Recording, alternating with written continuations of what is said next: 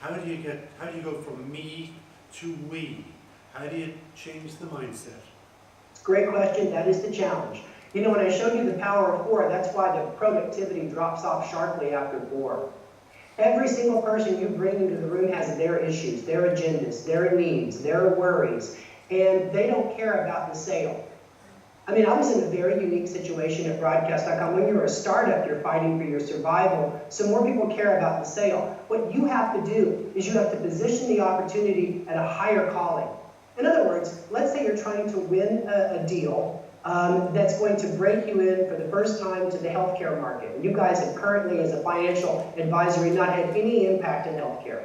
When you go out and try to build a team, you have to put the mission front and center, the why we're here. We're not here to close a $70,000 deal. The why we're here is we're going to break into the healthcare market, and by breaking into the healthcare market, we're going to make our business grow over the next 10 years, and we're going to have stability for everyone that works here. That's a bigger why than the money. That's important. If you're doing a deal storm to save a major account, I've seen this done before, the why is our reputation.